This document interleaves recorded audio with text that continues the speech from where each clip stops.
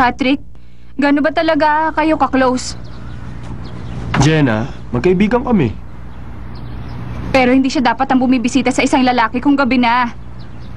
Ano naman ang mali doon? Manhid. Gusto mo ba talaga ng away?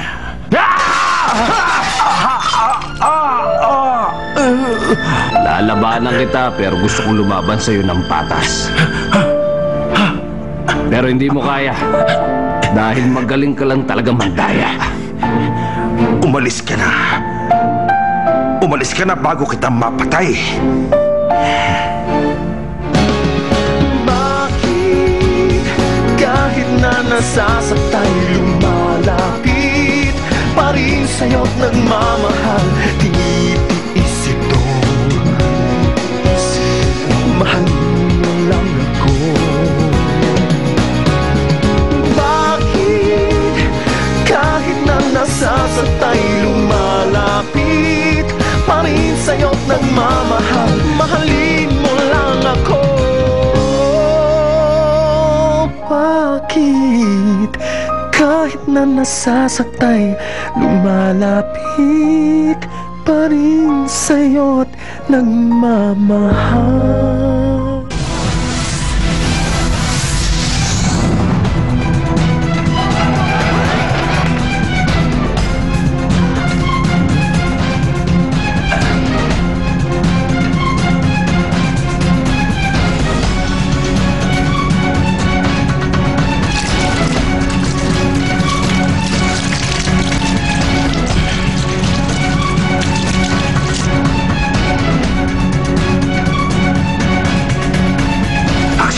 Magandang araw po sa inyong lahat.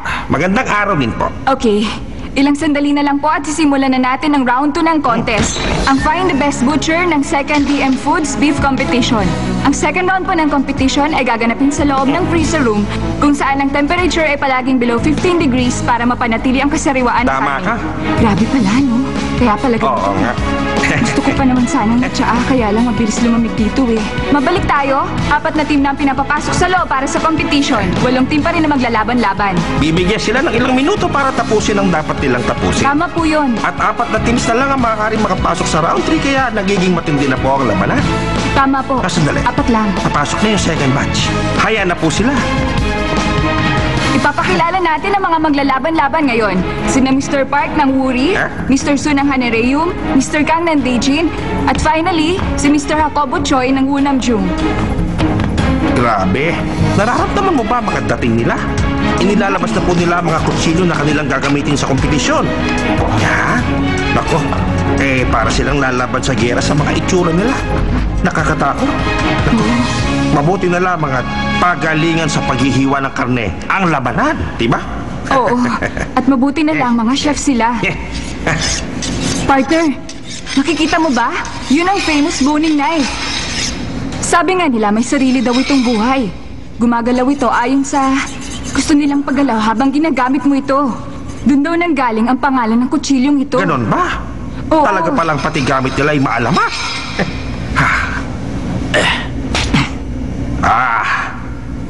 Handang-handa na nga ang lahat sa kanilang laban. Oo, tama ka, partner.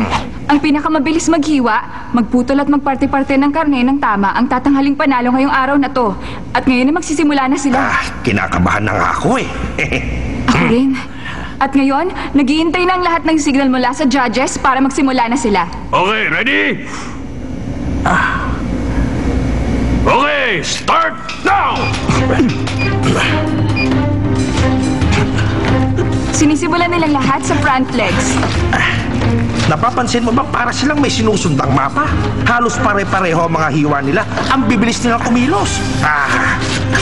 Nakakabilib ang bawat galaw nila. Halatang alam na alam nilang lahat ang kanilang ginagawa. Hindi lang isang atake ang ginagawa nila sa bawat hiwa.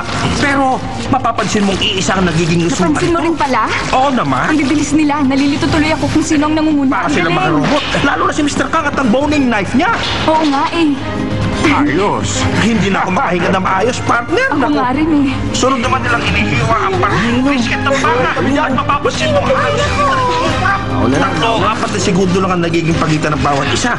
Abay, sabi nila, Magaling ang isang talaga nila. expert ay kayang magparti-parti ng isang baka sa loob ng 80 minutos. Pero sa bilis nila, mukhang matatapos ito sa loob lang ng 1 oras. Eh, ako tuloy na sasabi sa mangyayari. Ano sa tingin mo, partner? Ha? Hindi na nga ako makatingin sa timer Ang eh. gagaling, oh. Tingnan mo. Pulido-pulido. Talagang mabibili sila. Ito talaga. Pero hindi lang bilis ang kailangan nila dito, kundi ang tamang paghihiwa ng baka ang mas importante. Hindi pwedeng basta na lang hatiin ang baka. At halos hindi sila kumukura para hindi magkamali. Oo naman. Sir Lin ang hinihiwa ng karamihan. Ito ang pinakamahirap na Oo, bahagi. kapag nagkamali sila ng hiwa, hindi maibebenta ang baka ng ayon sa tamang halaga nito. Dito nalalabas ang galing ng teknik ng isang butcher. Tingnan mo sila, partner. Unti-unti na nilang nahihiwalay ang mga parting mahirap hiwain para mas makapag-focus sila sa mas mahirap na parte na hiwain ng loob ng baka na may buto at mas may malalambot na laman. Oo, partner. Patindi po ng patindi ang laban ng mga butcher natin, mga kaibigan. Lahat sila mga expert sa kanilang ginagawa, kaya ngayon pinatutunayan lang nila na hindi lang sila magaling kundi makakahanga-hangang mga butcher at mga chef. Naku, partner, mukha yata nasak na si Mr. Kang sa kutsilyo niya. Pero hindi ito ang oras para indahin niya ang sakit nito. Patuloy pa rin po ang laban. How to enjoy new The Bar Citrus Tequila. Lick some salt. Shoot the tequila. Suck the lime. Tequila!